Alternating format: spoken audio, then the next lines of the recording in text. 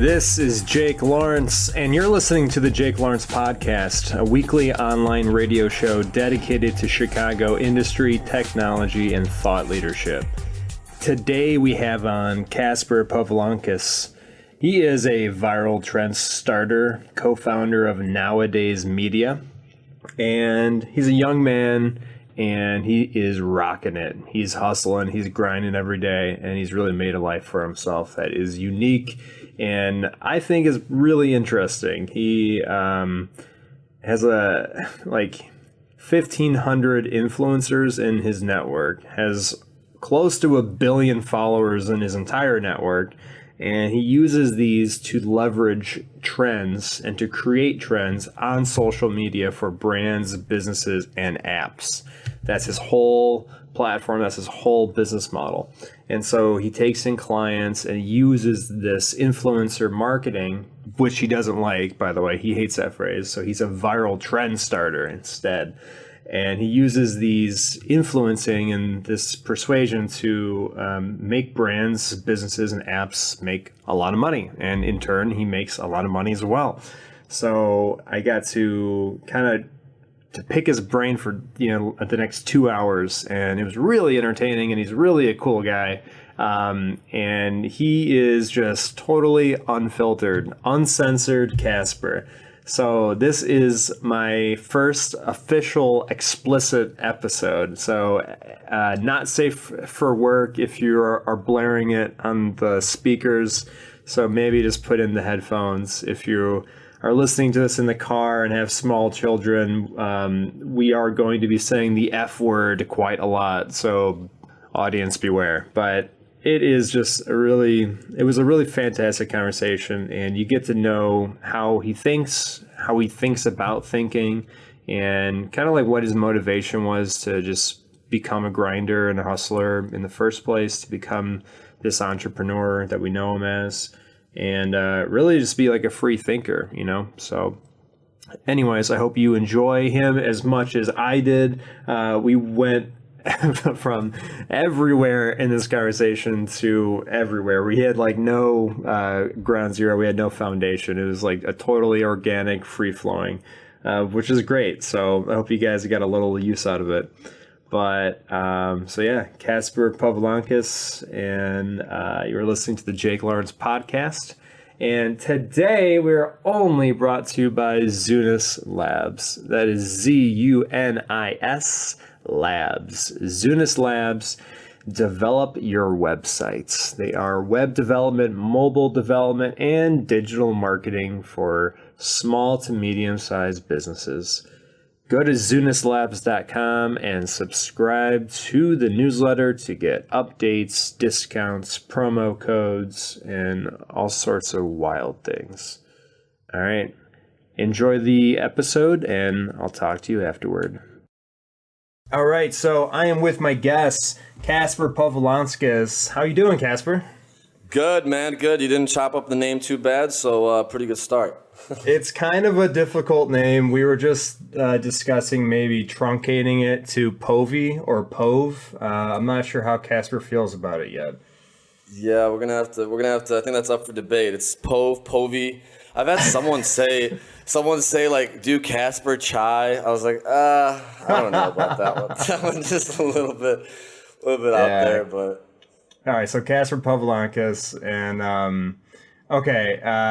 you are, on LinkedIn at least, your little tagline, viral trend starter and co-founder at Nowadays Media. Yeah. That's it, man. That's your little brand style on LinkedIn. I like it. I like the first 3 words. You're a viral trend starter. Yeah, dude, that was I never, I haven't really seen anything like that on LinkedIn before. And I've been for the last 3 or 4 years, I've been in the same industry, and I've always, I don't want to use that whole word influencer, because I think that, we'll get into that, but I don't really like that word too much. I don't think it fits me too well. But at first I was going to have something like that, and eventually I landed on viral trend starter, kind of stuck. It kind of describes what I do pretty well. So I figured, you know what, I'm just going to roll with it. Well, like, what's the difference between being like a media influencer versus a viral trend starter? So I guess it's an influencer, just like one person, right? That's influential. So maybe I started on YouTube and I'm a big YouTube guy, or I'm an Instagram model that sells your diet tea or whatever. But a viral trend starter, essentially, I have over 1,500 of these influencers in my network. It's a proprietary network that I have. Over 1,500 of these influencers, 750 million followers. I do like over 200 million impressions a day on social media. And essentially, I've started trends before, and I could essentially start trends for brands, businesses, apps, whatever. So the difference, I guess, at the end of the day would be, an influencer is just one person. They can't really start a viral trend. I mean, they could, but they got to get really lucky. But I kind of almost fabricate these viral trends on a weekly basis. That's cool. So like Nowadays Media, then you helped co-found, and how long did it take for you to get those? How many millions of followers you say were in the network? So it's roughly 750 million. Honestly, it took me about 1.5 to 2 years. Essentially what happened was, I co-founded this company called Flip Socials. And it was basically a company that middlemanned social media accounts. Because social media accounts, 3 years ago, or 3.5 years ago, basically a lot of kids were doing it. They're all 16, 17 years old, making, 15, 20 grand a month. It's crazy. But when you're advertising through these accounts, the accounts become like virtual real estate. So people are out there, like, they have all these accounts and they want to buy and sell these accounts, but it's kind of like, hey Jake, I want to buy your Twitter account. Like, all right, Kaspar, send me the money first on PayPal. I'm like, no, you give me the password first. So people started getting scammed left and right. It's kind of hard. It's like a black market. So I got scammed by this kid in Wisconsin for like $700 trying to get into the industry. I get scammed, man, and I'm like, dude, this is I can't believe this is going on. Like, how is there nothing that's kind of like, the mediator to all these transactions? So I basically started a company called Flip Socials. And in a 1.5 years, we did over $2 million in sales. So just crushed it basically in sales. And through that, I kind of got to meet everyone in the industry. Influencers, people that had, Facebook pages, Pinterest pages, Snapchats, Twitters, you name it.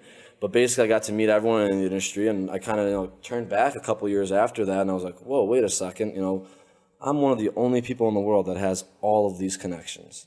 And not only do I have these connections, when I'm going out there to sell a page, I got to know how they're advertising. How are you guys marketing with this page? So I got to learn everyone's methods on how to, make shit happen, basically, how to market. So I was like, man, I'm like one of the, I know more about social media than 99.99% of people out there. Let me go out there and start a company and start, kind of giving that power to brands and companies and apps and stuff. So, man, that's how I ended up starting Nowadays with my business partner. That's crazy. Let's like pause there, because I think Nowadays has a pretty cool story in itself, and kind of where you are right now in the last couple of years will definitely be its own part. But I read this post that you did on LinkedIn about how you saved up like $3,000-$4,000 one year just repairing people's Xboxes down the street. So man, it's weird, man. I think back to it, and that's like, I've always loved like electronics and computers and stuff like that, but I never really knew that I could it was always a hobby for me, And I went to a school called Southern Illinois University of Carbondale, and it was like, I went there for aviation. And, my mom was always for it, but my dad was always like, man, like you're not a pilot, you're like something to do with computers. So, but I was writing that post earlier and I thought about it. I was like 15 at the time, but basically, there was a time at that time you could take apart Xboxes, and you could, all the Xboxes have like a basic DVD drive in the actual Xbox. And if you plug that DVD drive into your computer, you can basically put like any software onto that DVD drive. So I figured out a way, and it was pretty damn simple. I just Googled it, I was on these forums and websites and whatnot, and I figured out a way how to basically put a different software on this DVD drive that would let you play like recorded DVDs. So people would like hack their Xboxes, and then they would upload any game you want. Basically, they would upload it onto websites. You could download the game, you could burn it onto a DVD like disc, and you could play the game. So I just learned how to do it. I set it up on Craigslist, man, a couple of ads. And after school, I would have like lines of cars outside of my house. My mom would be like, what the hell are you doing? Like, there'd literally be like 5 lines of cars, every single day after school. So I'd mod their Xboxes or whatever. I'd charge like $40-$50. And then, and then I would actually record, I would make them games. I would burn them games. So they'd be like, I had a little like, oh, buy 3 for $20 or whatever, kind of like little discounts and stuff. And man, I was hustling, and I was making a bunch of money, and, it was pretty cool. But then eventually, like, you're not supposed to play these Xboxes online, like on Xbox Live, because Xbox Live catches you. Right. And some idiot, like, even though I told him not to, he played it online, gets banned. I'm at school. My mom, like, gets a knock on the door, and it's, like, some dude, like, complaining about his Xbox being, like, banned from Xbox Live. My mom's like, man, I don't know I don't know what my son's doing, like, my mom's foreign, like, barely knew what's going on anyway at that time. So, so she's like, I have no idea. So after that, I came home from school, basically couldn't do that anymore. But I've done a lot of really cool stuff, man. Like, I used to have like a video game server for like this one game called like Maple Story, and that was when I was like 13 or 12. And then that summer I made like another like 6,000. I just had like, I just had a computer set up. People could basically play on my server and like get more experience and more coins or whatever than like playing on the normal server. And I had like 500 people playing at a time, all the time. And people would like buy like certain like items for me because I was like the god of the server and I could do anything I wanted. So people would buy this awesome shield or like this crazy sword or whatever. And I was like 13 at the time. Microtransactions? Yeah, like microtransactions where they're just buying fake in-game items from me. Yeah, man, it was really bizarre. And like people would like pay me money. Bro, I was 13, and they would be selling, and they would like be sending me money to like make my internet faster, so then they wouldn't lag when they played on my server. It was like really a Patreon account. Yeah, dude, it was really it's weird. And then I look back to it now. Now I'm 24, and I look back to it, and I'm like, man, like I've just always had a knack for like those types of things, but I never really knew that I could make a career out of it. I've always like I did all those things, and I went to aviation school, and I'm sure we'll get into that, but. I eventually got kind of life kind of showed its way to kind of push me out of aviation school and back into what I'm kind of a natural at. So. Right. Well, so you were let me do the math here. You were born in 93, right? Yeah, I was born in 93. Yep. Yeah. So you kind of grew up in kind of like the heyday of the internet, kind of Wild West a little bit, right? Oh yeah, man. It was. I came to the United States when I was 6 from Lithuania. We immigrated here, and I think I had a computer. I want to say by 9.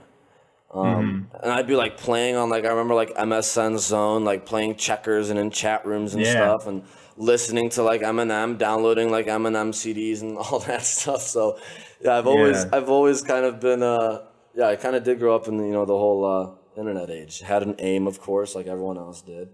Of course, AIM, dude. Oh God, do you remember your old handle at all? I think it was I had something really stupid like FedEx delivery guy or something like that. Yeah, dude. I don't know, man. I don't know why. FedEx delivery guy. What was yours? Oh God, it was lowercase x, capital X, the God Jake. Capital X, God. Lowercase x. It was the dweebiest thing I've ever had in my life, man. Yeah, and then you have those profile messages and the away messages, like. Oh yeah, that was a blast back then, dude. MSN Messenger. There was IRC. There was there was a bunch of other cool ones back there. It was funny, bro. Like right when you get off the school bus, the first thing you do is go on AIM. Oh yeah, I know, totally. That was my life. Yeah. But I think like we kind of grew up together. I'm about 3 years older than you. We kind of grew up like right after the .com bubble burst in 99, 2000. Yeah, we did. So like all these things were like happening right after the bubble, but it seemed pretty cool. Seemed like the opportunities out there, and you know, like at the time were endless, and that there was like no end to the internet back then.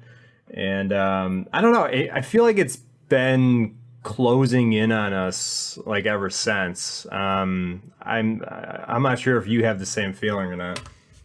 Yeah, I mean, dude, it's really, I don't know. I think about it all the time. It's like almost like just life in general is kind of like that. Like obviously rules and stuff is, you know, they're all made from people's fuck ups and people doing stuff that they're not supposed to do.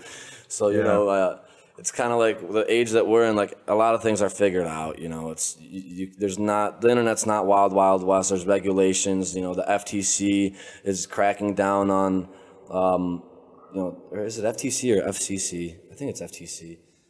Cracking down on like advertisement regulations and what's legal, what's not legal. There's a bunch of stuff, you know, it's definitely not the same wild, wild west as it was. Yeah, it's crazy. Like all those companies back then, man. Like you could start a shoe company or Zappos. It's almost like if you were one of the first people out there to start an internet company, that e-commerce or anything like that. As long as the niche wasn't filled by someone else, you kind of were the first one there and just kind of got to dominate. And you're a king of the hill, 100%. But now you're in like it's totally crowded out, like everywhere you go, you know. Oh, dude, it's insane, man. Now it's, there's the same product. There's 50, 100 stores. That's not even enough. Probably thousands of stores with the same exact item, product, whatever it is, and everyone's copying each other. And yeah, it's definitely, now to stand out, you gotta, do some interesting stuff, which is kind of why I love really what I do, because I make people stand out in a way where it's, I don't know, I'm obviously biased, but I think social media is the best way to stand out if you do it the right way. Yeah, I mean, like, what in like I'm in the digital realm. Like, what else is there? Just having a website, just like, I mean, you could do like before social media came out. Yeah, I mean, it would be having a website and basically having Google, Google ads, like when you search, or you could do a thing called AdWords, paid search, or you could have like ads on other people's websites, but. It's like I like that type of social media advertising, but like my biggest thing is like, do you know like the Chewbacca mom, for example? Oh yeah, the Chewbacca mom, man. She she was huge for like 5 minutes, right? Well, dude, she was huge, but the thing that to me is crazy about that stuff is Chewbacca mom sold out every single Chewbacca mask. I believe it was at Kohl's for like 3 months. Then the damn Daniel guy. I don't have the exact stats. I should have them pulled up before we started this. But the damn Daniel guy increased the sales of white Vans for like Q3 or whatever by like 25% or something. No way. Yes, man. And then you look at like that song Black Beatles.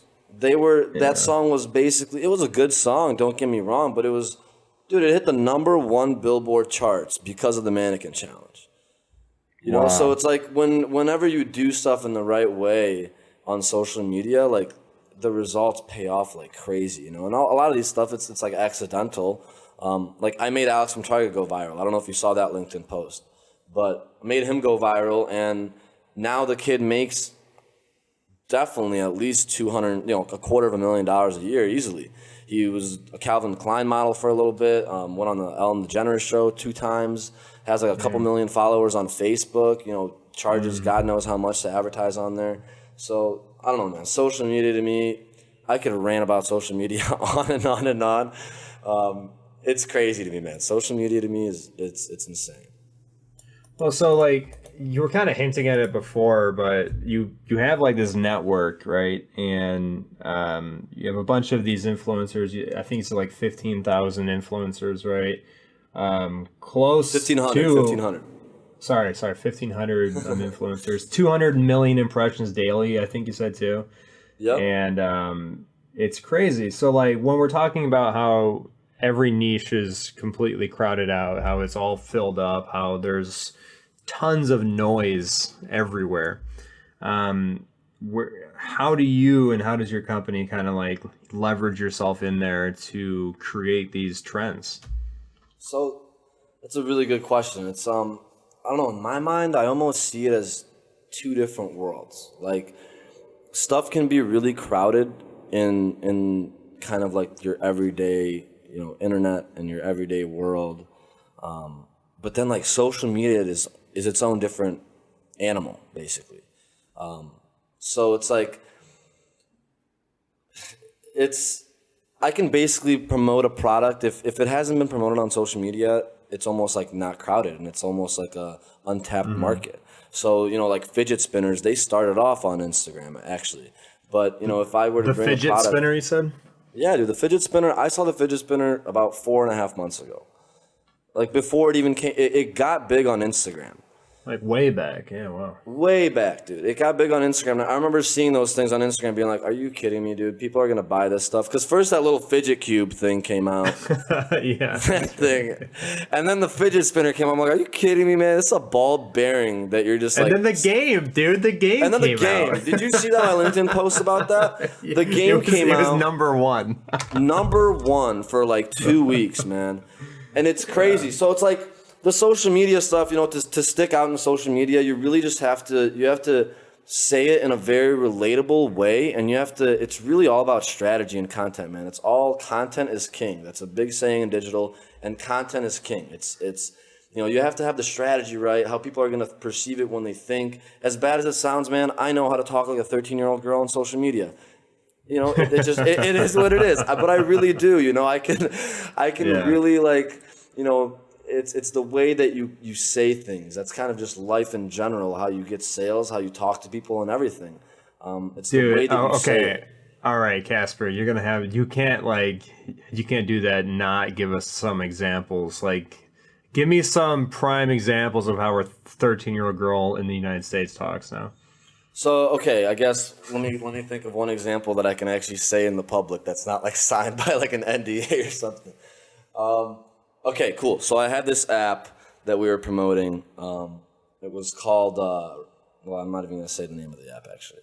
But anyways, it was an app that was like a lottery app where you could like watch 2 ads and you got entered into like a raffle, right? And you get entered into the raffle and you get like a raffle ticket number, and then after 24 hours, they pick a random number and that random number wins $1,000. Got it. Cool concept, right? Mm-hmm. But so like a typical advertisement, it would go out there and it would be, hey, everyone go download X app and, to win free money, or click this link to download X app. But the way we did it was I opened up the notepad on your iPhone and I wrote out, basically, I'm just going to read it for you.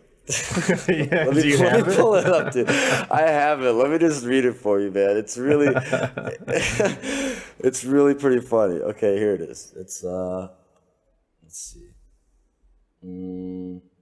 So, I open up the notepad, and I write out, and I made all the spelling errors. It's really all about the details, man. Like there's spelling errors, emojis, things like that in this. So keep in mind. So it's basically a notepad. And I wrote out, I know there's a lot of people spelled PPL, of course, who can't afford to buy gifts this year, and that's super sad. So I wanted to share this. So this is just, me pretending like I'm a girl in high school or whatever.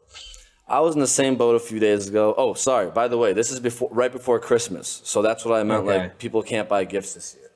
So instead of selling crack, my friend told me about a better alternative, laughing emoji. Get the hint, I'm talking like a girl. I screenshotted that, I posted it on Twitter, and because they thought that I was trying to help them afford to buy gifts this year. But I used that, it helps you stand out, and like doing it in a way where people don't even know they're being advertised to. You gotta be able to provide advertisement blindness. Like, what do you do when if it's other than the Super Bowl, what do you do on your phone? You're like immune to advertisements, you don't even want to look at it anymore. So, what the language of the land is, I guess. It'll make you stick out.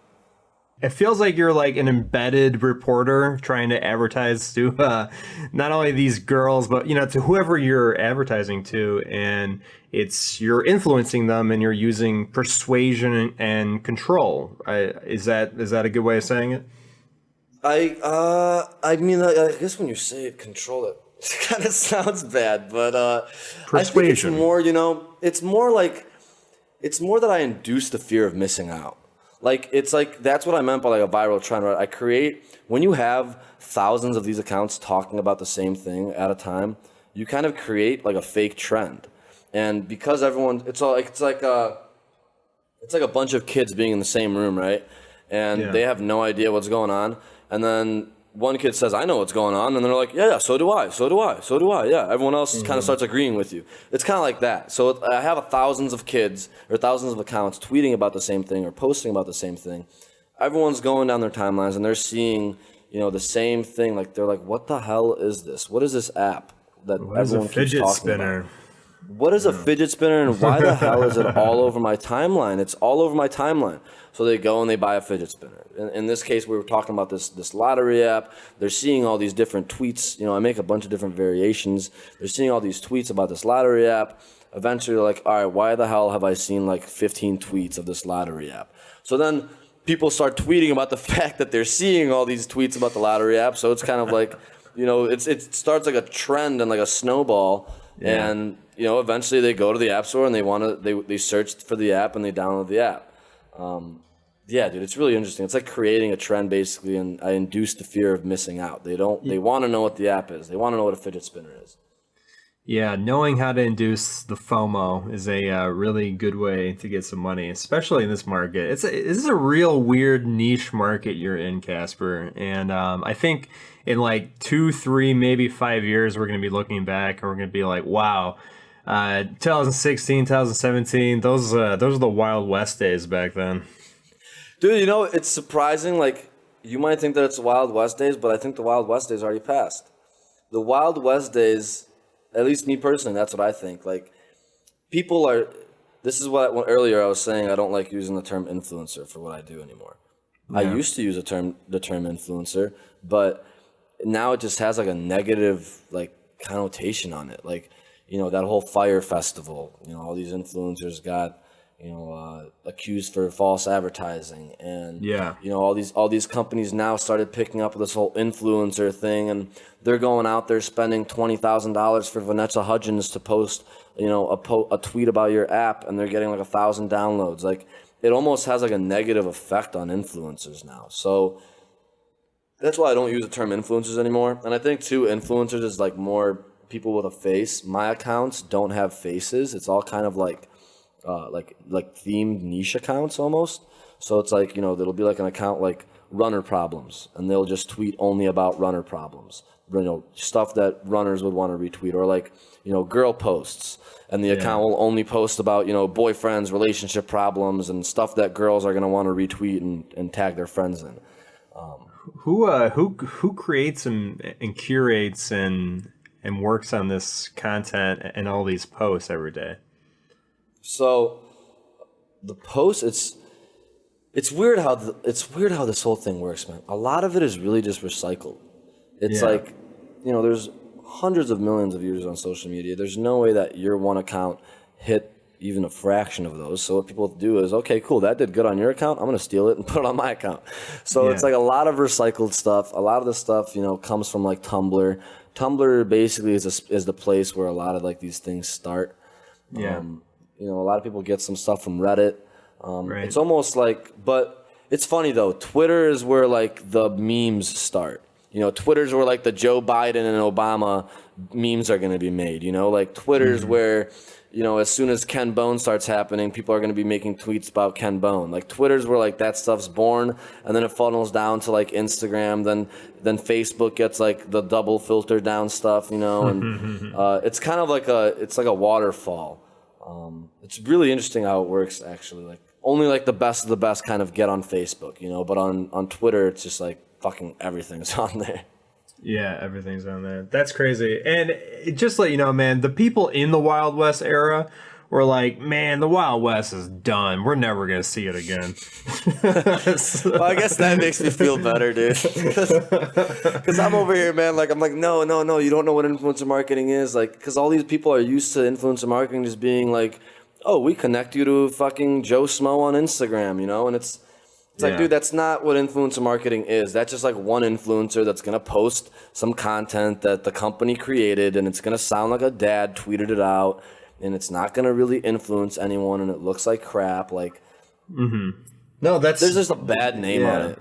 That's crazy. You know? I mean, just like thinking about what you just said, like trying to get your product, your service, your app under the Huffington Post or the Forbes and stuff. I mean, like, how much of an impact does that type of marketing do rather than what you do? Well, I think it's like two different niches or like two different demographics. Because like Forbes, you know, like basically I'm going after like, you know, the 14-year-olds to like the 25-year-olds. Forbes is probably more like 22 to like, you know, 80. Right. So it's like, you know, and like on social media too, like you can advertise, you know, e-commerce stuff, you could sell stuff for sure, but it almost works better when you don't sell it directly and you try to instead make like a trend behind it. It's just a whole different ball game, man. Yeah, no.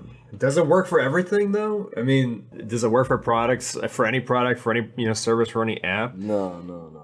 Nope, definitely not, man. It's I'm really picky with who I work with. I'll leave it at that. Like,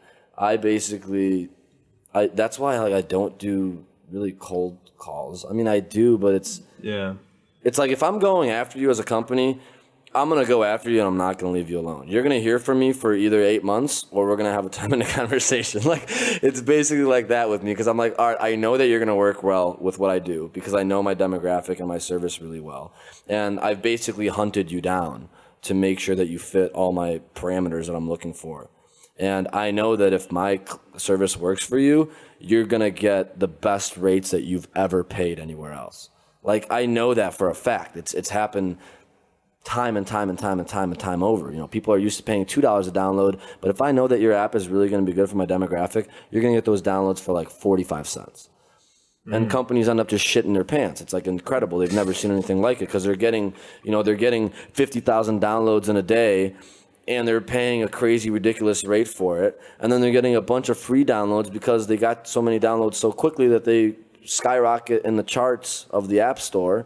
So it's like a whole crazy, like, you know, not everything works for it, man. It has to be something that kind of has like social presence behind it. Like I couldn't go out there and sell like, you know, nuts and bolts or something like. Or that's what I was gonna say. Yeah, I was gonna say something like that. And like, how do you pitch a calculator using this type of viral trend starting? You know? Yeah. Like, I mean, I guess I could try, but it'd have to be almost like maybe making fun of the calculator or like. You'd have to create a meme.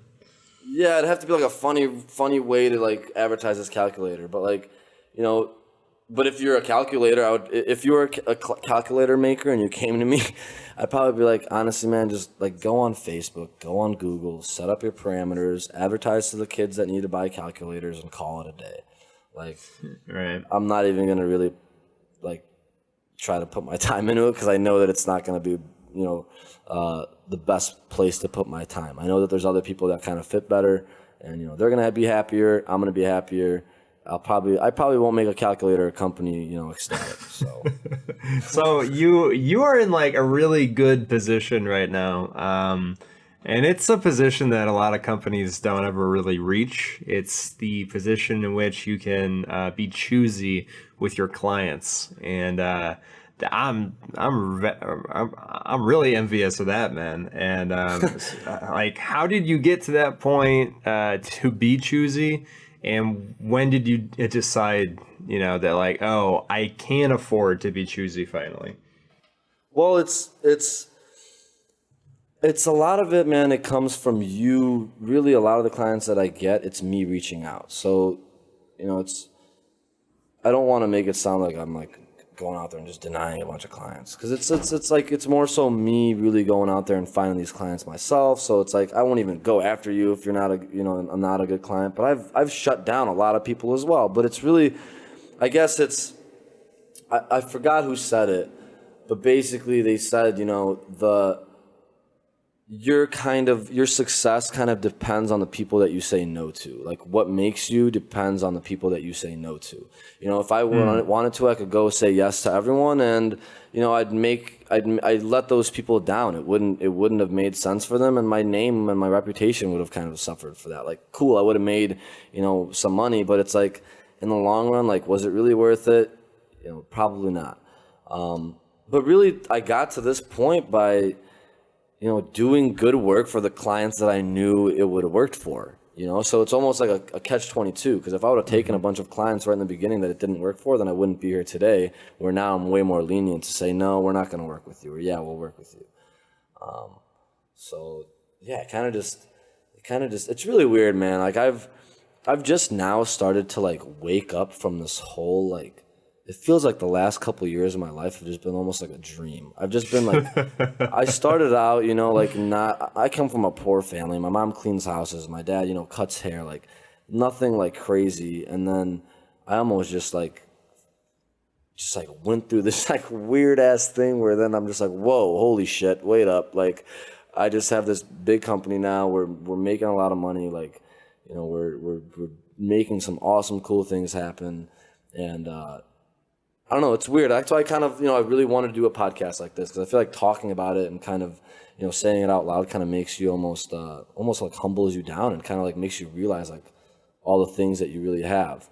And I know that's really important to success. You know, you really have to kind of appreciate where you're at. So. Yeah, being humble is pretty good, Kaspar. I'm going to say that's a definite advantage, especially in business. And it's just being a mensch, dude. Just being a good guy, you know? Yeah. But, hey, have you ever seen The Secret? Have you seen The Secret documentary before? No, the book was a huge, like, phenomenon, though, right? Dude, that documentary, man, I'm telling you, if you ever get, like, if you're bored one day, watch that documentary. Because that documentary changed my life. I'm not even lying. It changed my life. Well, it's the whole, like, rule of attraction, right?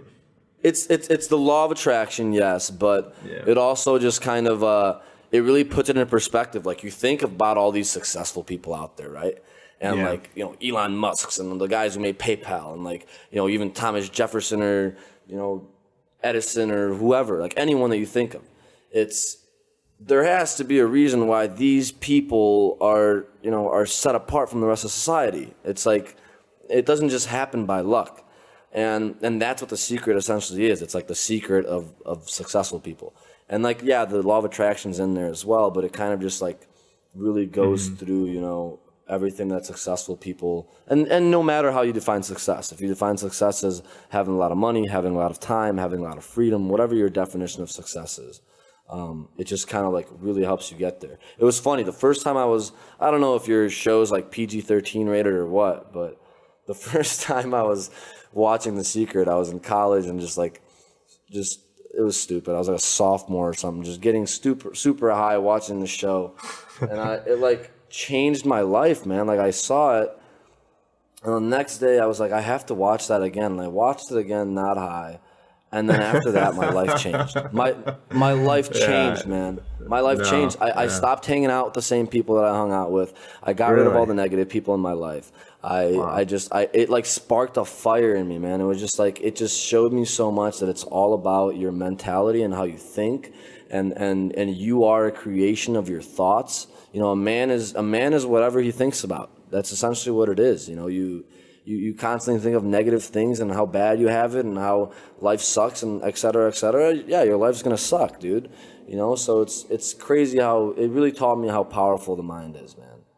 Yeah, no, absolutely, and I think I could agree with most of that. The only thing I would say is I think that you were exhibiting most of those things before you even watched the documentary to begin with, dude. You were fixing and hacking people's Xboxes when you were 15, man, and running a server when you were 13. You've always been a hustler. You're always going to be an entrepreneur, and it was always in your mental state and capacity to become, you know, the best true version of yourself and to reach your potential. I don't think personally you needed The Secret after all.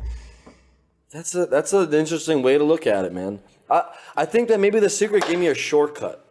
I think it gave me a shortcut. I would have figured it out eventually. I think you're right on that. But it kind of gave me a shortcut. Because I don't know, man. At the same time, I agree with you, but it's like, I think the biggest thing is like a lot of people, everyone knows. Okay, one of my favorite sayings has been, there's a difference between walking the path and knowing the path.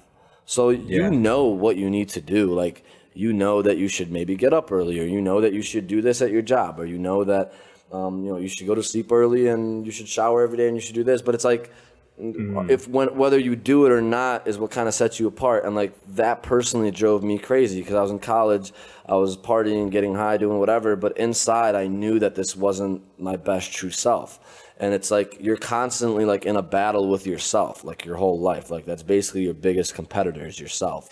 So, so it's like, you're either going to let yourself, so it's like this, you kind of just like kick my ass a little bit and like, yo, dude, like, you're not your best self. And I've always been a very, very like stuck up, like hard-headed person. So as soon as I watched The Secret and I was like, man, I'm not my best self, that really like pissed me off. And I was like, all right, well now that's not happening anymore. Like, so that's when everything really started changing. Wow, that's awesome, man. And so at the end of the podcast, I do like a Lonely Island thing where you pick like the one book that you would read over and over and over again, the one show or movie you would watch. So I think we're getting a glimpse into your Lonely Island pick right there. Yeah, I mean, it's like I was thinking about. I was like, man, like what would I say? And then I was like, well, a lot of these things like that I would say if I was the only person on the island, it'd kind of be like, no point to reading those books. Like I was gonna say How to Win Friends and Influence People by Dale Carnegie. Yeah. It's like, okay, well, shit. There's really no friends for me to have or influence on this island. So what the fuck am I reading this book for? Yeah, that's probably a poor decision. Poor decision. Like, I'd be on this island like, God damn it, man. I can't influence anyone. What the hell? I can't influence. I have no friends to win. Like, what's the point of this book? Oh my God. Well, hey, you were saying that you watched that documentary while you were in college, right? Yeah, man. Yeah, I was in college. Yeah. Didn't you get like didn't you get kicked out of college? Yeah, I did, man. And it was really interesting. I'm one of those. So I don't know. This might be a little controversial, but I'm one of those people that really thinks that drugs are good in moderation. Like, you listen to Joe Rogan Experience. Me and you chatted before the show a little bit. Yeah. Joe Rogan, there's a lot of people that attribute a lot of their success to LSD. Steve Jobs says one of the most influential things in his life was LSD. And it just, a lot of the naysayers are going to say that I'm crazy and that I'm on drugs or something. But it's like, you can't knock it till you try it. And it's almost funny how I got kicked out of college. So when I watched The Secret, I was basically hanging around with a bunch of stoners, man. Like, it was a lot of stoners. And I heard this one saying called, hang out with 4 stoners, you'll be the 5th. Hang out with 4 millionaires, you'll be the 5th. So it's really about like who you hang around with, It's like you are who you surround yourself with. Totally. So I stopped hanging out with those people, and then, but anyways, I was still kind of smoking weed here and there. I was in aviation, so I was in aviation flight, and I wasn't smoking weed my second year, but my second year of school, they basically implemented like a random drug testing code or whatever. But this code, man, it said you have to be chosen by a computer, like by a random computer. And I'll get to this. This part's it's a really funny story. So anyways, I get randomly chosen by this computer. I take the drug test. I pass it. I'm like, all right, cool, man. Like, I'm done. There's like thousands of other kids that this computer can now randomly like select, Like, there's no way I'm going to get drug tested again, right? Like, that's just what common sense would tell you. Right. So I go to spring break, and we go into like Panama City Beach in Florida. We go to spring break, and I smoke a couple of joints, whatever. I come back from spring break, and I'm going back to fly. And basically, how the aviation program works is that it's a lot of, I guess you could call it like teachers' pets, suck-ups, and kids that don't party, they don't go out. And I was going out, I was partying, and I was still like one of the best in the class. My sophomore year, I got a 4.0. So like I was still one of the best kids in the class, but I was partying, I was doing all these things, whatever, and kids got kind of jealous. So I come back from spring break. I'm about to go flying. And my instructor goes, yeah, you have to take a drug test. I'm like, what do you mean? I already took one. I took one like 2 months ago, man. Like, why do I have to take one right now? So I go into this.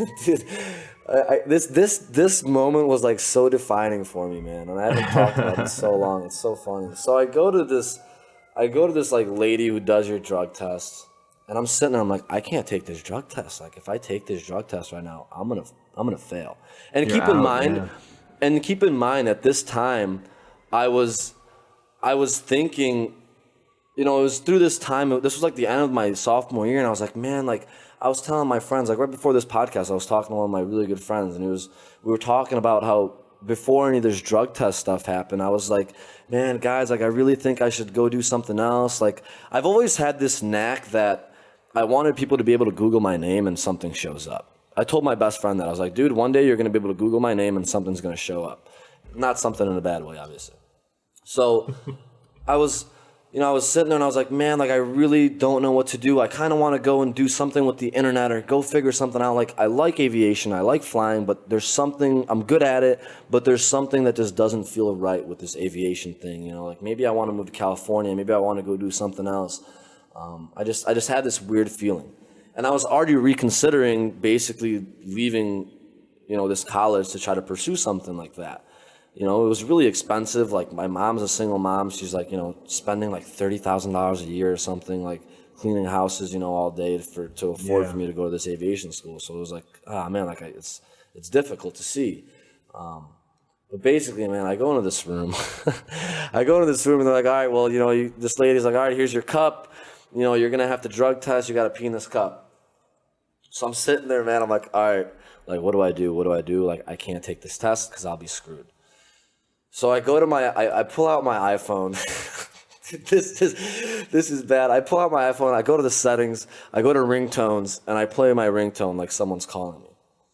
So I pick up. I'm like, oh my God! Like I've been waiting for this call all day. It's my mom.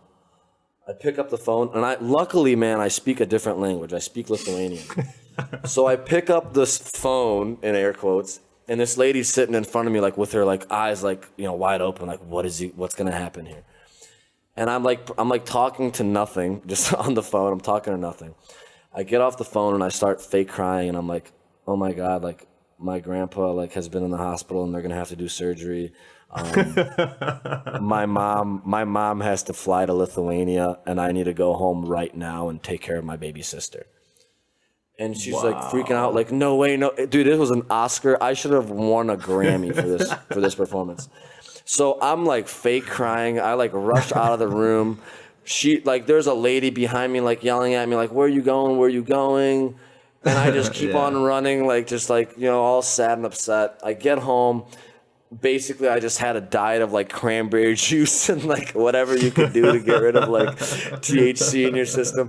Couldn't go to any of my classes. Like I just disappeared. Like, you know, I'm at home taking care of my sister or whatever, but really I'm just, you know, in my dorm.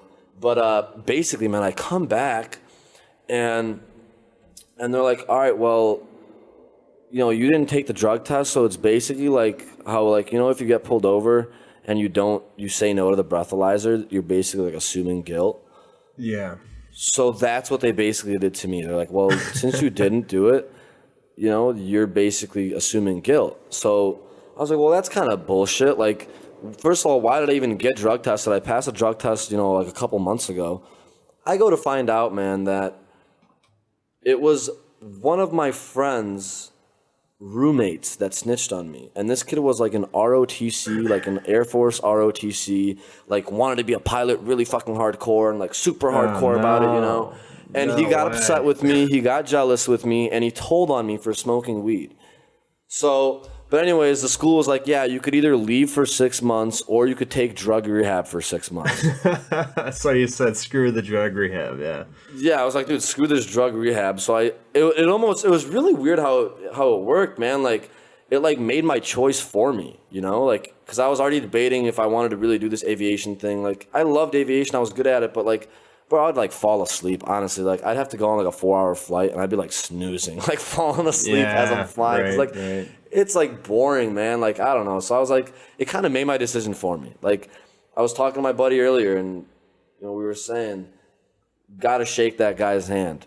The guy who told on me, like that guy. Oh yeah, for sure. I'm sitting in my apartment right now in Chicago, looking at these big buildings and stuff in this cool apartment, and I'm sitting there thinking, like, if this guy wouldn't have told on me, I would not be sitting here right now. I'd be living on my mom's couch, making $35,000 a year, trying to be a pilot.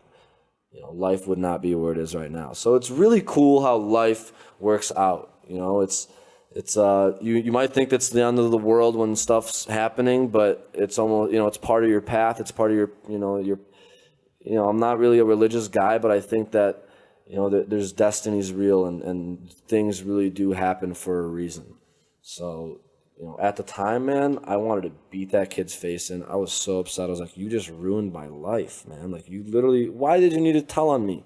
It's like, what good do you gain for telling on me? You gain nothing except having me not be in your program and competing with you. And I was so upset about that. But now I look back at it and I'm like, man, thank you. Thank you. Because I would have, who knows if I would have ever even found, this path that I'm on right now, or, how late I would have been to finding this path. So that guy really kind of helped me out in the long run. So it's pretty cool. That's funny you say that, like he was jealous, because I think that's probably exactly right. You are saying that these other people are, goody two-shoes. They're like totally dedicated to, to aviation and flight, and they're trying their hardest and they're getting, 4.0. You're out there, you're smoking weed, you're drinking, you're partying, and then you just kind of like casually go into the classroom and then just like ace a test. And they're all like, what the hell is this guy? Like, who is he? Exactly. they all know that you're not gonna reach your potential. You know what I mean? Like, you have more to do. So it was almost boring to me, man. Like, I learned how to fly and I was like bored. I was just like, all right, well, that's why I like this. I always switch it up. I'm constantly doing new things. But yeah, you're 100% right. That it was essentially like a jealousy thing, I think, and it's, I don't know, but it's like, life is just so interesting to me, man, because it's so bizarre to think about. Yeah, life, like, in general. It's life crazy. Life in general is very crazy, and we're at that age now where we're kind of like figuring it out and like realizing really how fucking mind blowing life is, man. Like, no, it's 100% mind blowing, man. And we always thought that like our parents and grandparents had a clue about what's going on, and now we realize no fucking idea. No one has any idea what's going on. No one. Yeah, we're all just fucking going through this life thing, looking at each other like, what the fuck is going on? Like, I have no idea. I still haven't figured it out. Yeah, that's so funny that you mentioned the parents thing, because that's so true, man. Oh, it's so true. Like my mom, she was 19, 20, when she had me. She was 21 when she had me, and she was 19 when she had my older brother. And I'm 8 years older. No, sorry. I'm 8 years older than her right now than when she had her first child. So just knowing me when I was 19, trying to raise a little person is just... What the fuck?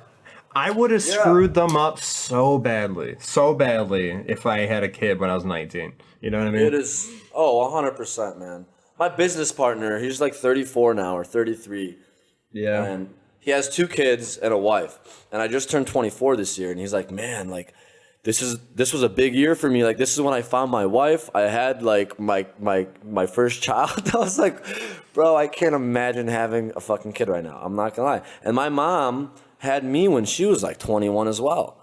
She's from Europe, so that was like kind of like the normal thing to do. But I was like, dude, like, what the hell, man? Like, when you were 21, it's insane. It's yeah. To be fair though, like, my mom probably was way more mature than me when I was 19, and she had gone to the army too. So she was she had some type of discipline and stuff. So I'm just trying to give you credit, Mom. Love you. But anyways, yeah, we love you both of our moms, man. Moms are. I love moms, man. Moms are awesome. Yeah, my mom is gonna be like, "Hey, I know what's going on. I'm like, how come you never asked me?"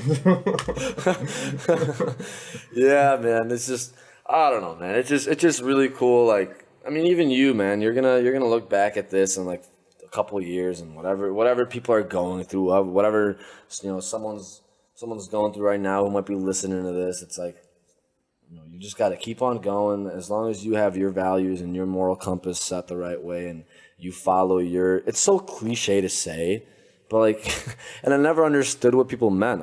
People would say this and you would hear it and you'd be like, what the hell does that mean? Like, you're just saying it just to say it. But it's like, as long as you follow your heart, as cliche as that sounds, and maybe a lot of people haven't figured out like what their heart is saying yet, but it's like, I don't know. I think like deep down, you kind of always know. I mean, I think as long as you follow your heart, you're gonna end up okay. Yeah, that's interesting because I think you're dead right, though. I think that a lot of people have no idea, and they're like, I'm trying to be honest with myself, but like there's just nothing coming up. Like nothing's boiling right to where. Well, dude, I'm thinking. People try too hard. People try too hard. No, really. Like, people have asked me, like, how did you think of what you're doing?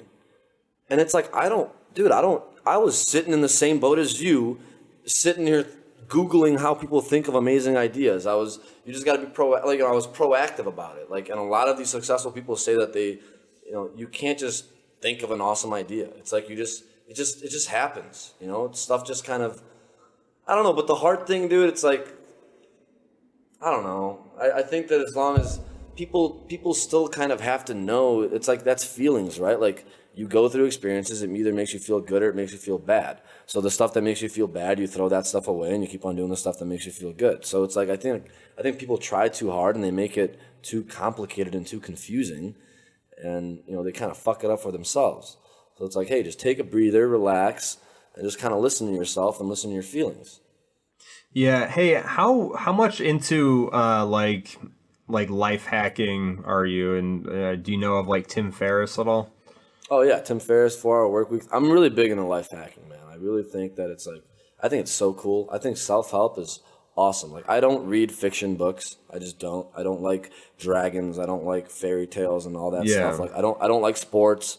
I barely look at, I don't watch any sports other than playoffs, because it's like, okay, why am I filling my head with this stuff when I could be filling my head with useful information and useful knowledge? I'm always like reading or watching a documentary or something. When I first started, man, I was studying how, because The Secret really, like I said, The Secret changed my life. So I wanted to, like, The Secret, the movie ended, and I was like, well, fuck, man, I want more. Like, I want more of this, So I would go out there and I would like Google interviews of these successful people, and all these successful people like were basically saying the same thing, man, over and over again.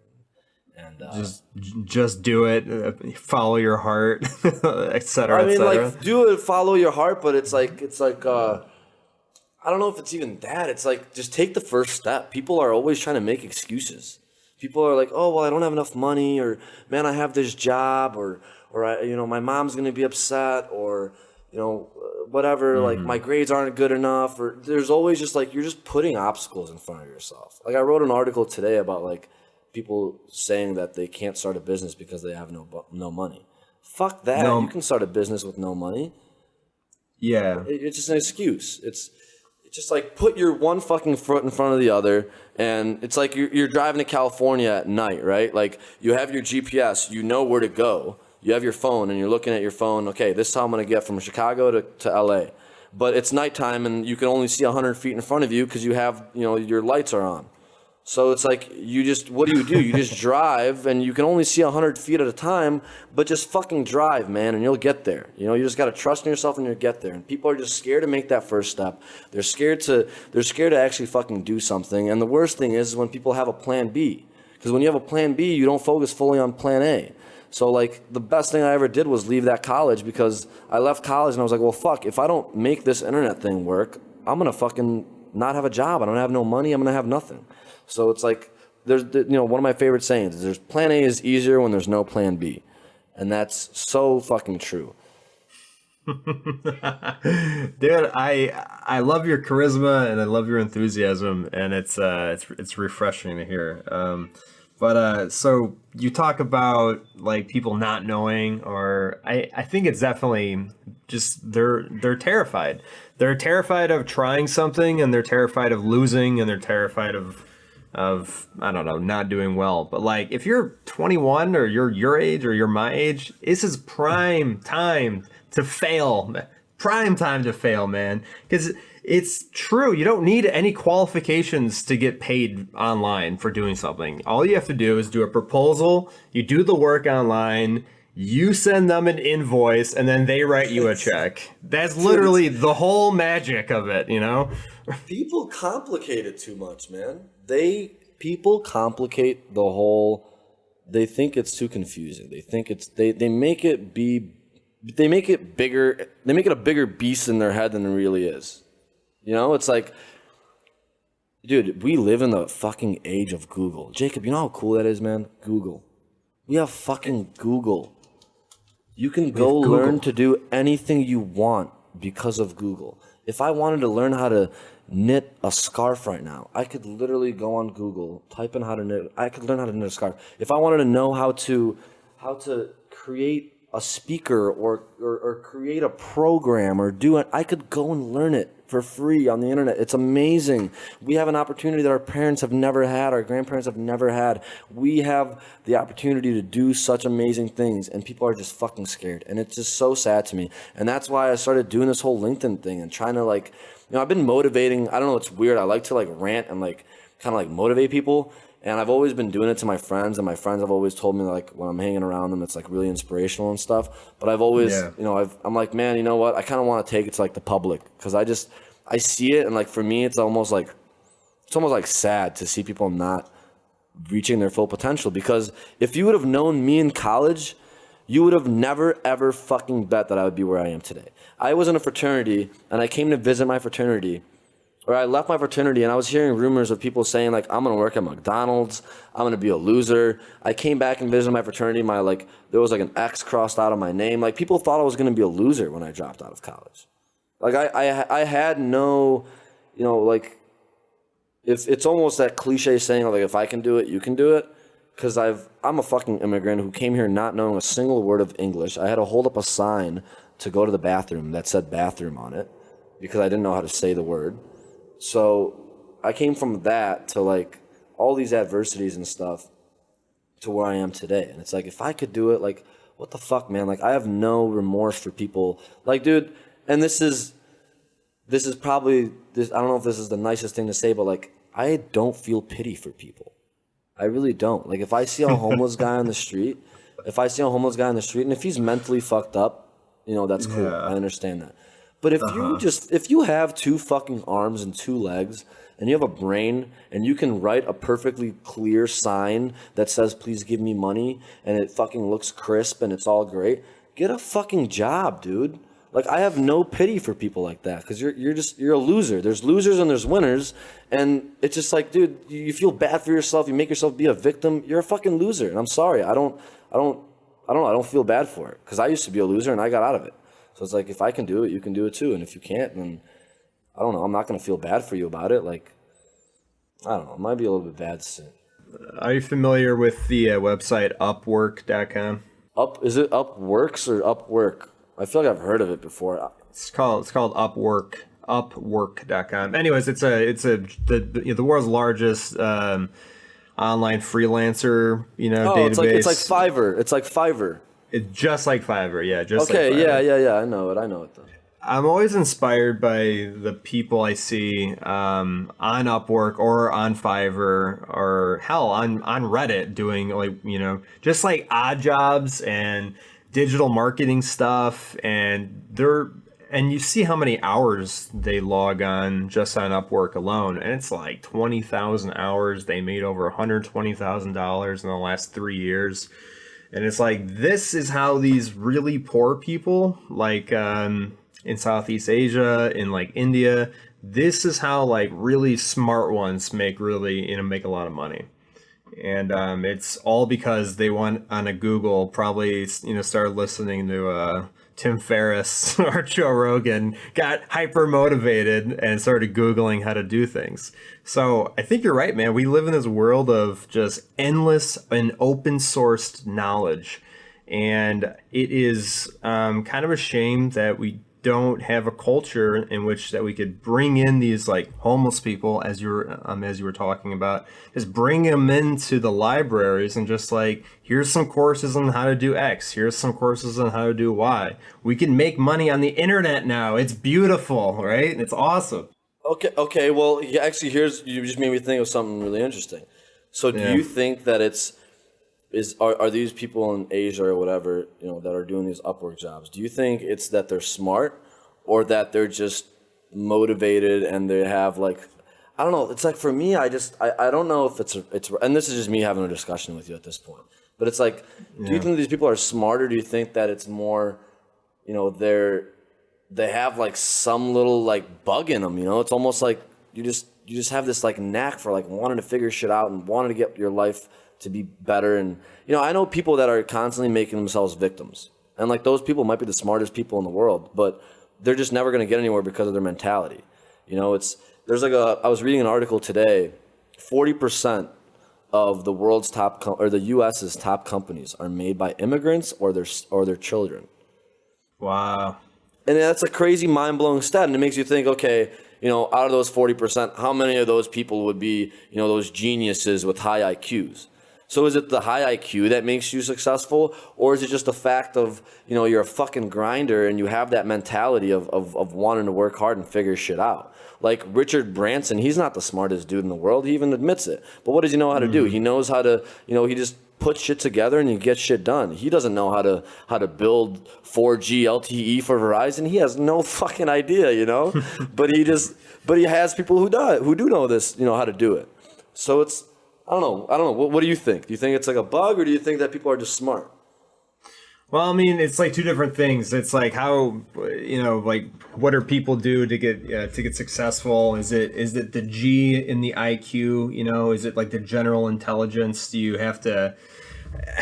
It's hard to say, man. I think it has a lot to do with just experience, though. Like, you are a creature of a million moments before you, and in those moments you had various different experiences that it completely shaped your personality.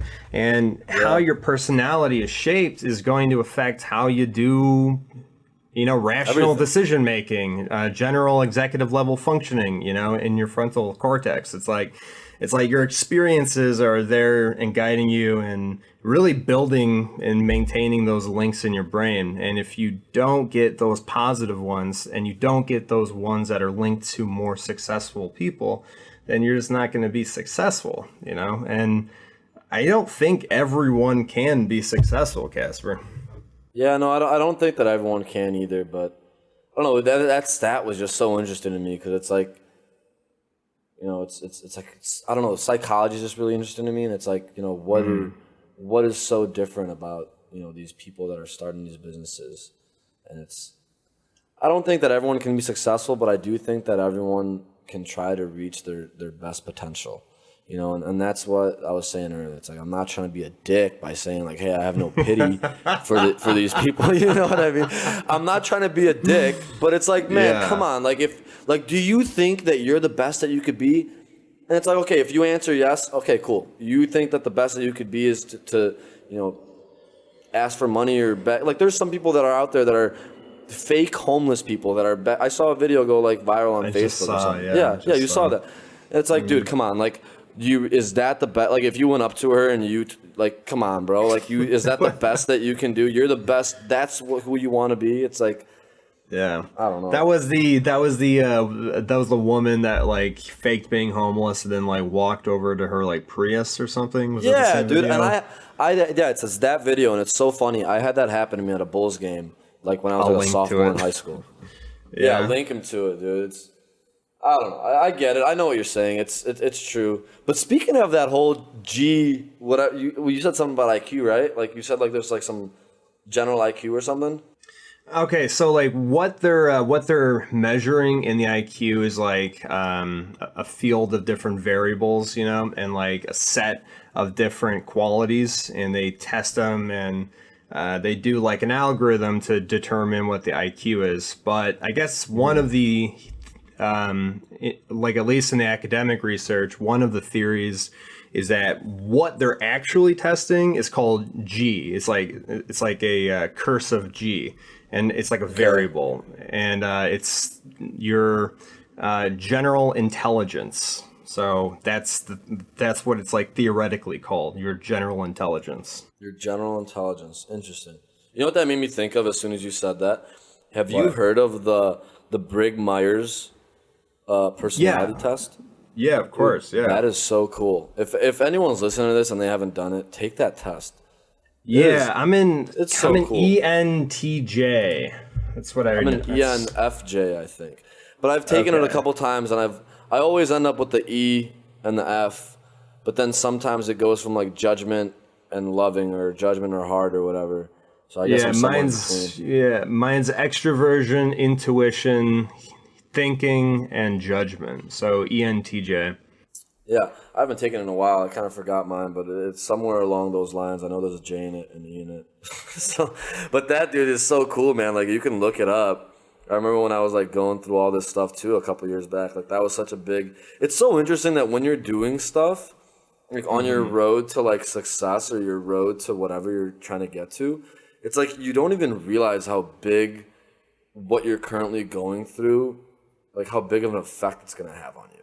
Like, I remember doing these tests, these personality tests, and having no damn clue that it was gonna influence me as much as it did. And now I look back to it and I always think about it. It's just so like, I don't know, it's bizarre. Like we were saying earlier, it's just crazy. Yeah. So what were your other kind of big influences then? So this is gonna be a little weird because my dad might listen to this, but basically, man, my dad came to the United States and he wanted to open up a barber shop. Okay. And I learned one of my biggest life lessons in life from my dad, and it's not that I really was never like super close with him. You know, he wasn't like someone that I really look up to. It was almost the opposite. It was almost like I don't want to end up like my dad. But like in a lot of facets in life, it was like, you know, he would make himself a victim, or very negative. And this was what I was saying earlier. This is kind of what made me ask the question about you. It's like, do you think it's people being smarter, or do you think there's their personality? Because my dad, even my mom, man, to this day, my mom, who's like, you know, went through a divorce with this guy, and like you know, we came from Lithuania because my dad said that he was going to open this crazy barber shop and all this stuff. My mom to this day says your dad should be cutting the hair of celebrities. Like, my dad is that good at cutting people's hair. I'm not even joking, man. Wow. He's amazing, dude. He's amazing at like hairstyling. He's amazing. Okay. But so he came here, right, to the States. He said he was going to open this barber shop or this hair salon or whatever.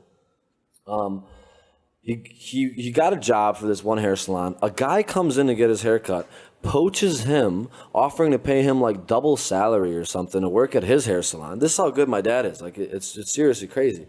So he got poached to work at another hair salon, works at this other hair salon, and then that's how he got me and my mom into the States, like legally, through this guy that owned this hair salon. So he works at this hair salon for like 5 years, man. And the guy who owns the salon's he's pretty loaded, and he goes, listen, like, let's start up our own hair salon, because my dad wanted to start up his own hair salon. So he knew that my dad wanted to start up his own hair salon, but he didn't want to lose my dad. So he's like, listen, let's start up a hair salon, 50-50 split. And guess what my dad says? My dad says no. My dad says, no, I'm gonna handle it myself. I've had this dream for myself. I'm gonna handle it all. My dad goes on to try to start this company, this hair salon company. Gets on a bunch of loans, gets stuff going, but he starts to realize that he doesn't know what the fuck he's doing on the business side. You know what I mean? He has no fucking idea what's going on. Dad, if you're listening to this, like, it's really a story that I'm just being honest, man. And he has no fucking clue what's going on the business side of stuff. Like, there's all these permits and all this stuff, and it's a whole different world on the business side of it, And and he has no idea what's fucking going on that side. But he knows how to cut hair amazing, And guess what he has now, Now he has 0% of no business. Back then, he could have had 50% of whatever, $10 million business. There was a saying, it's like, I'd rather own, I forgot exactly how it goes, but it's like, I'd rather own 10% of a $1 billion business than 100% of a $1 million business. So it's like that saying. And it's like, if he would have accepted that, that offer, he would be in a different spot right now. Sure, he wouldn't own 100%, but what that taught me is like, don't be really greedy and kind of find what you're good at and do what you're good at and find the other side of what you're not good at and let someone who's good at that replace that. Like me and my business partner, that's why we're a really good mix. He's 34, like I said, and I suck at paying taxes and being organized and knowing, like he's very organized and he takes care of all like, it's not even like a managerial role, but it's like I've chopped that word up. I'm sure I've chopped a lot of words up. There's a little bit of foreign in me that still lingers. It's all good. But, I'm kind of more he does like administration. Visionary. It's administration in a sense, but I don't want to dumb it down. It's not like he just does administration. Like he has administration is not dumb. Well, no, I don't want to simplify it, but it's like he's way better than me at that stuff, at staying organized and doing all these things. And I'm better at being creative and thinking of, ways to advertise and strategic stuff like that. So it's, and if I try to do this business by myself, I would fail, bro. I would fail I would fall flat on my face. And if he tried to do this by himself, he would fall flat on his face. So I need him, he needs me. So when you can kind of let your ego down and not, my dad was very egotistical, like I said. So that ego kind of destroyed him, and if you can let your ego down and realize that you can't do everything, and, maybe it's better off for you to take a little bit less percentage of this company, but let someone else who's good at this handle that, then amazing stuff can happen. You got to get the right people on the bus in the right seat, and when you're greedy with it, it kind of gets fucked up. How do you recommend that people get over their ego? Oh, dude, that's one of the hardest questions in life.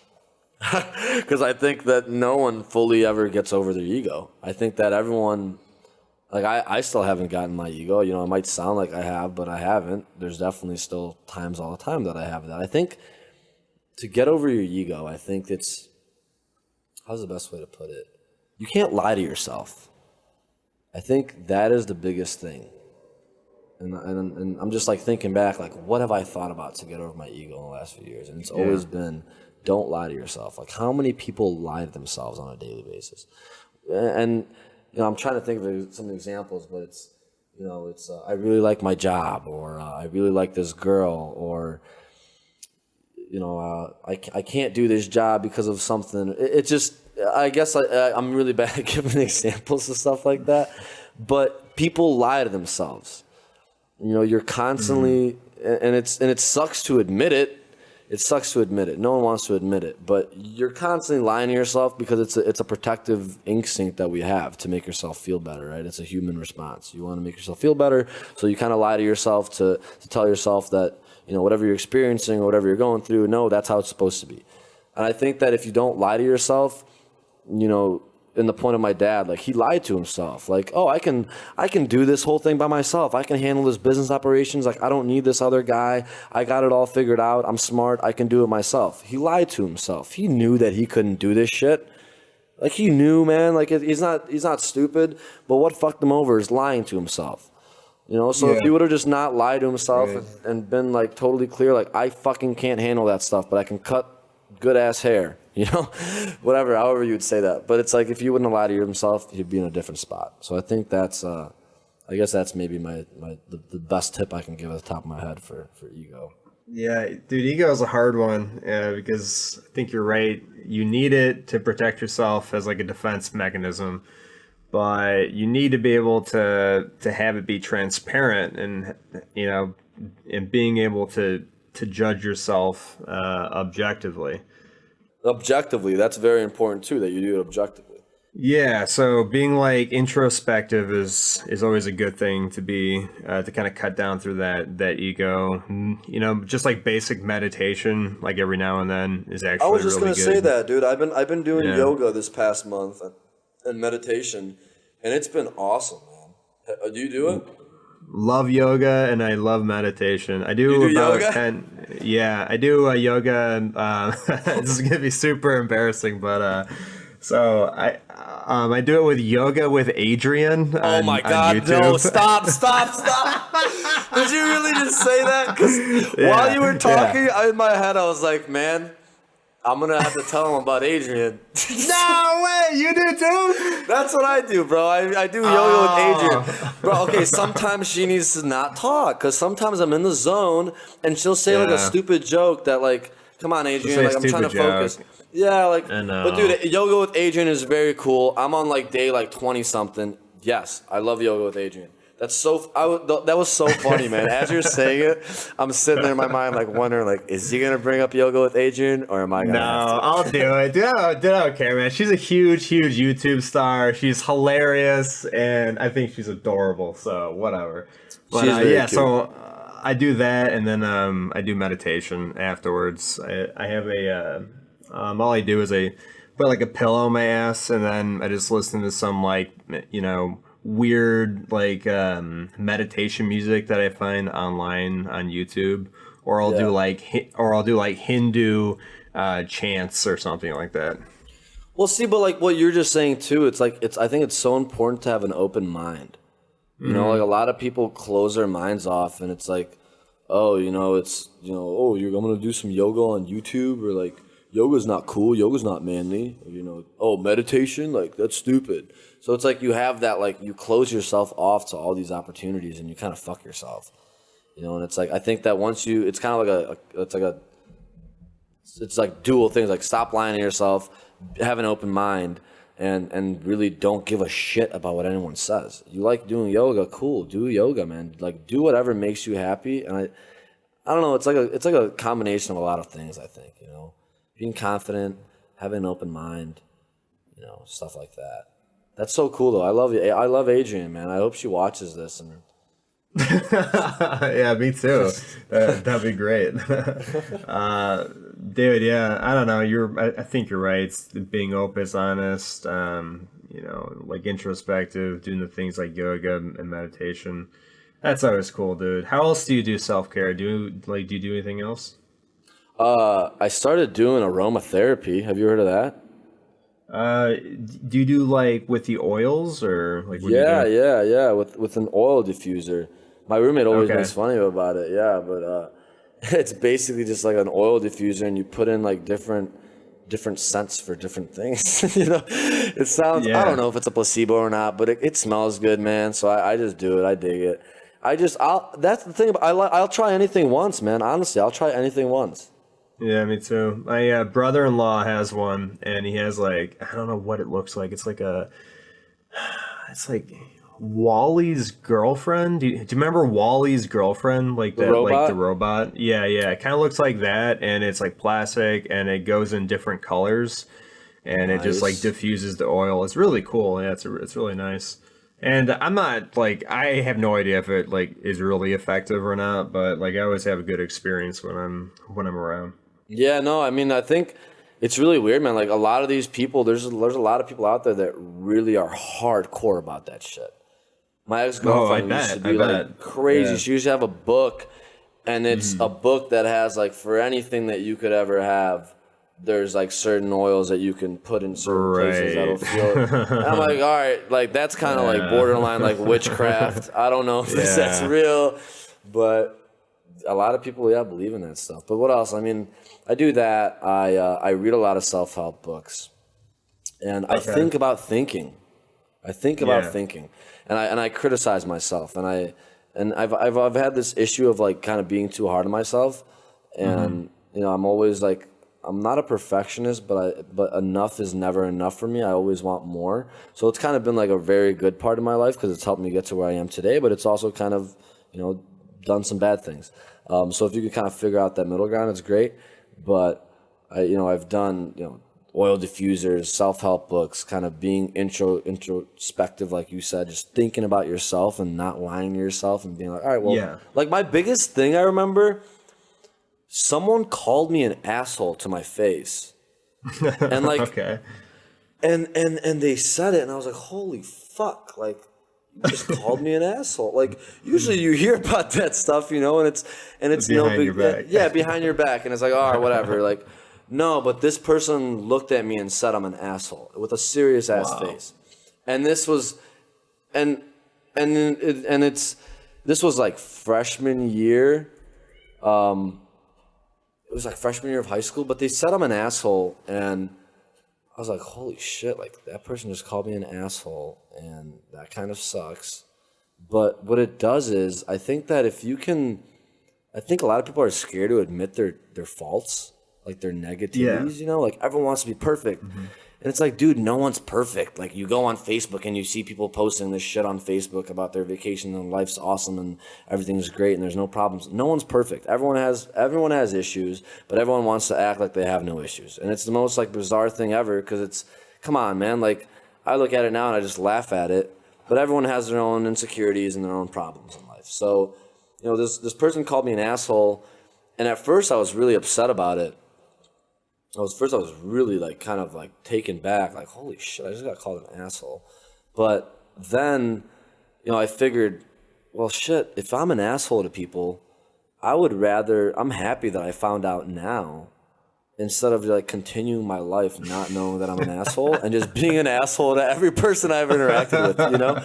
Like it's great that someone pointed that out and it actually like affected me. You know, it sucked at that time, but fuck, thank God, whoever you are that called me an asshole, that you told me that I was an asshole right to my face. It hit my heart, and you know. No, dude, you're so funny because you keep on referencing these people that have like done you wrong in the past, and all you're doing is just like embracing them and saying you were a learning lesson for me. You know, I learned from you. You were a positive teacher. You know, it's a very generous attitude to have. You know. But I think that that's like how you should live life. Like, how else are you gonna go about this thing, man? Like me and you were saying earlier, like no one knows what the fuck is going on. Like, and that's okay. Yeah. Like, what's so bad about that? That's okay. No one knows what's going on. You're in the same boat as everyone else. You really I think it's kind of cool. It's kind of cool, exactly. And it's like you could either embrace it or you can fucking bitch about it and be a negative Nancy about it. Oh, someone fucking called me an asshole. Someone snitched on me. Like, shut the fuck up. Grow some balls. Embrace it and move on with your life. Learn from it and move on. Like, you know, I think it's how you get back up from the punches, man. And that's why I really think mentality is the biggest thing. I think mentality oversees hard work, talent. I mean, hard work, maybe not, but like talent and you know, if you're really smart or not, like, dude, persistence and your mentality. I think that it's so huge. Yeah, I mean, like, what else do you really have? I guess luck. And I don't believe in luck. I don't believe in luck, Jacob. Oh, okay. I don't believe in luck. I guess we have a point of contention. Why don't you believe in luck? Because I think that luck is you make your own luck. Yeah. It's like, no, really, okay. No, really. Okay, because like, okay, so one of my clients, right, was it's whenever I have a couple of like Fortune 500 clients that I have. And everyone's, oh, how the fuck did you get that client? Or like, whatever, blah, blah, blah. And I've heard people from my old high school, like, Kaspar got lucky, and blah, blah, blah, blah, blah. No. You get what I'm saying? Yeah. It's like, the harder, I forgot who said it, but it was like the harder you work, the more luckier you get. Luck isn't like made, you know? Like, how did I get that one big Fortune 500 company? I fucking emailed that guy 100 times before he replied back to me. And you might think I'm joking, but I've done that to so many of my clients. I'll email them every day, Jacob, or call them. I had one guy, this guy that owns this app called GoPuff. I left this guy, Jacob, like, I'm not even joking, at least like 60 or 70 voicemails. And I would call him every single day. Every single day. And I'd be like, Jacob, like, I'd be like, come on, Raphael, like, pick up, man. Like, come on, man. I know that you're perfect for me. Like, pick up. I'm going to keep on calling you. Finally, he picks up. We talk. He's my client. So it's and most people would look at the outside and be like, Casper's so lucky. He got that client from GoPuff. Wow. No, it's not luck. I made my own luck. I made it happen. And it's and that's another thing. It kind of connects to people feeling sorry for themselves and, oh well, I didn't get lucky. Like I'm from this, I don't get lucky. You know, I'm the type of person that never wins competitions, and I don't get lucky. Yeah. No, you just fucking have a bad mentality, and you make yourself not get lucky. So I'm looking at your hat on your LinkedIn profile. Oh yeah, the Adidas. You like that? Yeah, that's a nice hat, man. One of your clients, or? It's so funny you said that. It's so funny you said that because that is, first of all, that's some shit that I would do. But no, that's not one of my clients. It's funny because I uploaded that picture to Facebook and this one girl goes like, "Oh, this looks like an Adidas advertisement." I'm just that's really funny, but no, it's not. It's not. Yeah, no. That's awesome, man. But that is a good picture. That's a pretty great LinkedIn headshot, to be honest. I've been toying around. Yeah, I don't know. It's not mysterious. It's actually not mysterious at all. It like totally portrays like your personality. You know what I mean? And that's it's like true. actually, and it's totally like alternative. So that's kind of nice. Alternative. Well, it's funny because when you sent me that thing to like, hey, I need a headshot of yourself. I was like, well, fuck. I hope this is good because you can't really see my whole face in this picture, and my eyes are kind of closed. So I hope you'll accept it. Oh no, it's fine. Yeah, no, it's just like every headshot that you see on LinkedIn has that like professional background or it's like whited out. But like yours is like a chain link fence in right Chicago. behind you. It's in Chicago, yeah. And it's in Chicago, and there seems to be like an apartment building behind you, like a brick one. I'm like, okay, you know what? Now that you're saying it like that, that kind of does represent my personality because I'm not a flashy person at all. Like, I learned from that. Like, I made a lot of money at one point, and whatever. I don't know if it's a lot. I'm sure people have obviously made more, but I made a decent chunk of change, and I bought a Mercedes, right? And I bought this Mercedes when I was like 20. This was like right when I first started, and I dropped out of college, and like my first year, I just had a great year. I bought this Mercedes, and I look back, and at first I was like, no, I bought this Mercedes because I earned it. And this is another thing about what I said earlier, lying to yourself. I told myself that I bought this Mercedes because I wanted to have a Mercedes, and I thought that it was a cool car, and whatever the fuck else I told myself at that age. But it's so funny because now I look back at it, and my dad drives that car. I gave that car to my dad now. And I look back at it, and I'm like, dude, that's bullshit. Like, I had that car because I wanted to show off to people. I wanted people that thought that I was going to work at McDonald's to see that I had this Mercedes. Yeah. But that's kind of like what I was saying earlier. It's like you lie to yourself. And you lie to yourself, and you convince yourself that what you're thinking is true, and it's not. But if I would have been honest with myself when I was, and I was young, so it was hard, and now I'm a lot better at it. But if I would have been honest with myself at that age, I would have been like, well, dude, it's really because it's a symbol. Having a Mercedes is a status symbol. But I think that photo, that background, what I was getting at is that like, I don't wear Gucci and Louis Vuitton and all these things. Like, I'm not like after I had that lesson with the Mercedes, I gave that Mercedes to my dad. I ride a bike. I take Ubers.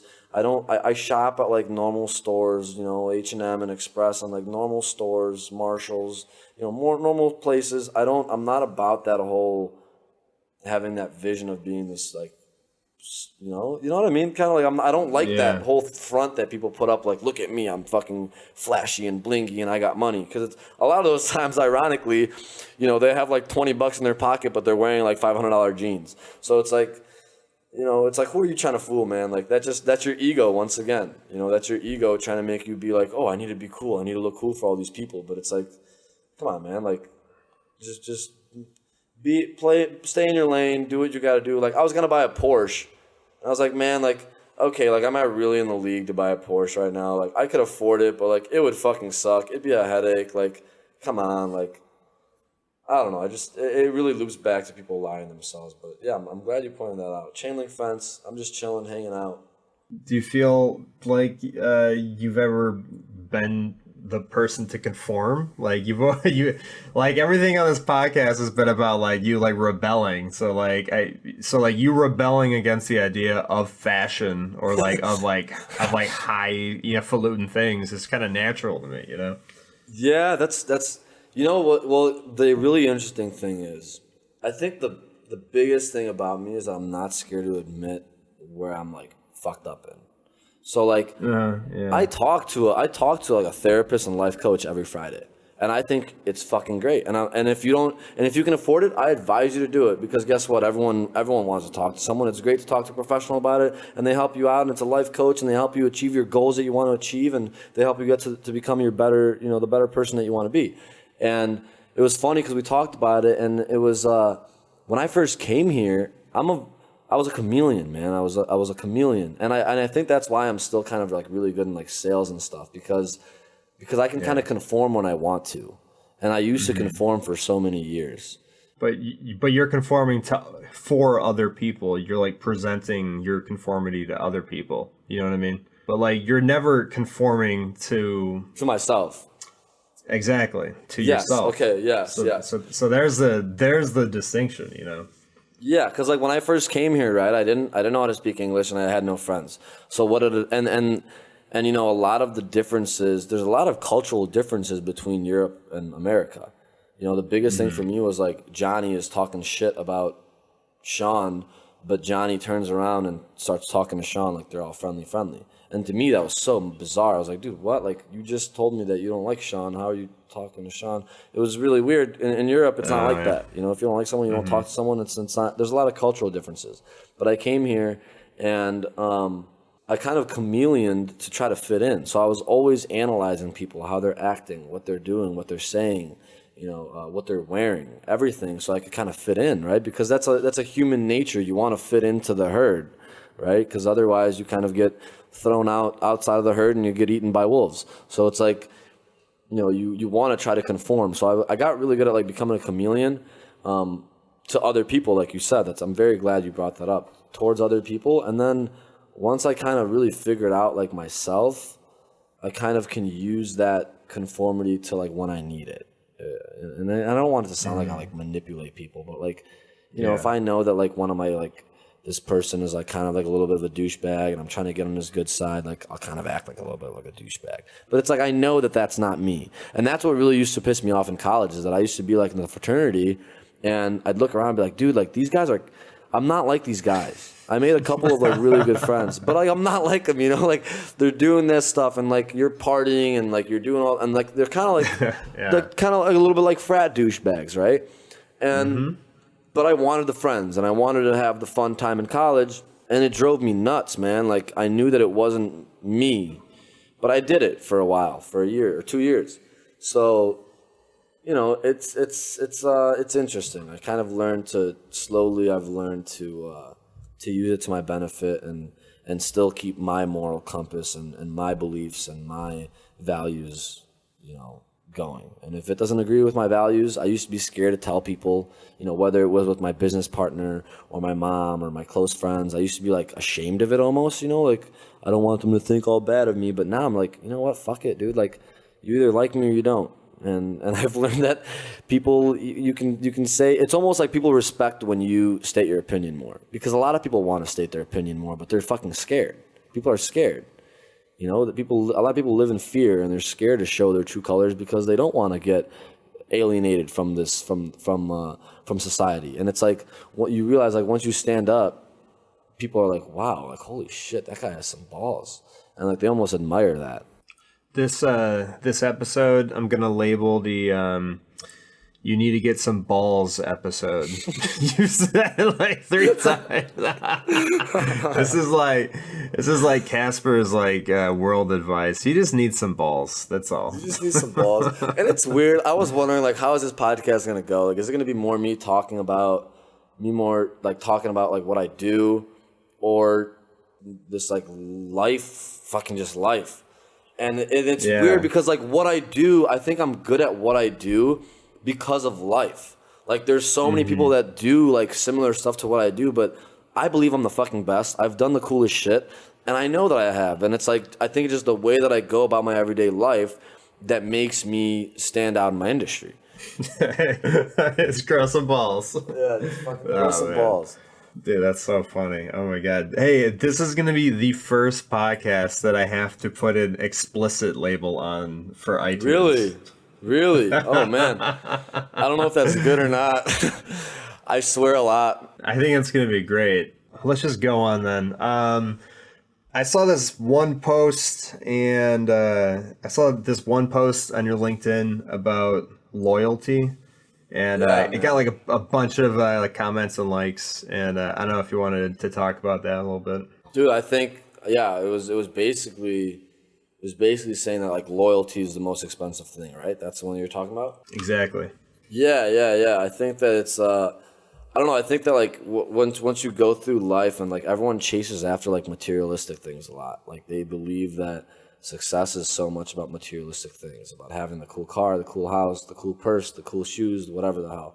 And like loyalty is just, when you can find loyalty in someone, man, it is so crazy. Like if I find $20 on the street, I'll give $10 to my business partner. And it's so bizarre. It's like you can't buy loyalty. You know, you can rule someone by fear, or you can rule someone by inspiration. And ruling someone by inspiration is so much more powerful, because as soon as you're ruling someone by fear, as soon as they have the chance to fuck you, they will fuck you.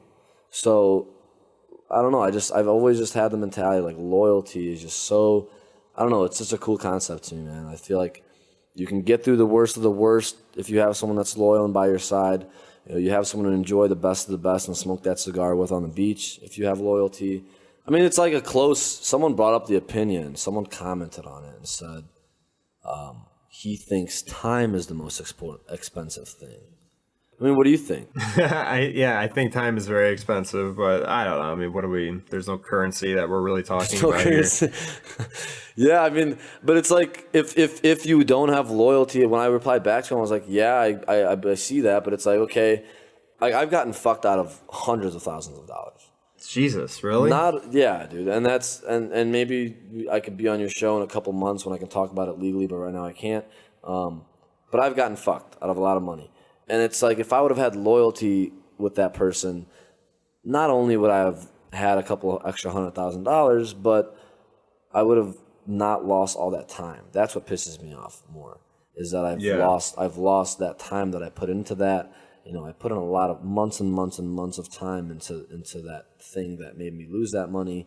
And, you know, I lost the money and I lost the time. It kind of just, you know, goes out the window. I would like to wrap this podcast up, and I want to put you in the Lonely Island. Is that cool, dude? Let's do it.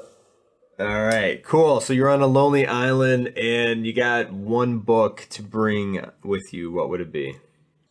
So I was saying earlier, it couldn't be any book that's related to people or friends, or it's weird because there's no success. Like, that's a really weird question, because there's no success, there's no people, there's no society, there's nothing. I guess it'd have to be a book that I'm reading right now called The Subtle Art of Not Giving a Fuck. Because Subtle Art of Not Giving a Fuck. Yeah, because you have to almost be able to brush stuff. And I guess maybe because I think about stuff really deeply, and like most people, I'd fucking watch, I'd read this book or this book, and it's, I'm thinking like, all right, how am I gonna survive on this fucking island by myself? So I'd have to pick a book like that would kind of keep me in the right mentality to be like, all right, man, you need to get in the zone so you don't go crazy over here, and you could try to survive. So it'd probably be that book. It's a really good book. If you haven't read it, check it out. It's really not as bad as it sounds. It's not like a book that tells you that you shouldn't care about anything. It's just kind of deciding what you should care about and what you shouldn't care about, and how to figure that out, and how to let things go and stuff like that. So it'd probably have to be that book. But actually, before we get off, I'd like to know what your answer is. Oh, for this question? Yeah, for this question. Marcus Aurelius's Meditations. Meditation. That's a good one, because you probably do want to meditate on this island a lot. I just think it's like a treasure trove of like awesome, like worldly advice by like a philosopher king, So it's just like, tons of amazing life quotes and life advice stuff, and like it's just really inspirational. And it's kind of the blueprint to how to be like a good man. You know what I mean? Wow. And like a good, thoughtful man. So it's always a good choice. Can you send me the link to that book after we get off this podcast? Yeah, sure, for sure. Yeah, send me that. That sounds really interesting, actually. Yeah, and all right, cool. So what about music? Like one album or like one artist or something like that? One album or one artist? Who? It's. I guess I don't really care too much, but it'd have to be Drake. I love Drake, man. I think that I think rap music helped really shape who I am because there's so. I know that like rap music has like a negative connotation, I guess, or whatever by some people, but if you really break down what they're talking about, it's about success, motivating, and it's about having money. It's about living the best that you can. It's like. I don't know. It's kind of like inspirational shit, man. They rap about, stuff that I personally want. So it probably have to be Drake. Yeah, Drake. For sure. Awesome. And one app, of course. One app that you put in your back pocket. One app that I could put in my back pocket. The smartass in me really wants to say Jet Smarter, which is an app that lets you order a private jet, but that's like the smartass in me because then I could get off the island. So I'm not gonna say that one. One app that I could have, Postmates. Have you heard of it? No, never. You can have anything you want delivered to you, like really? any food. I use it in the city all the time. It's so cool. Whatever you want, you can order food. You can tell this person to go to Home Depot for you. You can. It's kind of you can order anything you want. It's mainly used for food. It's mainly used for food. You might not have it. You might not have it where you're from because like they have to have. It's almost like Uber drivers. They have to have like Postmates drivers. So like Chicago just has a bunch of them.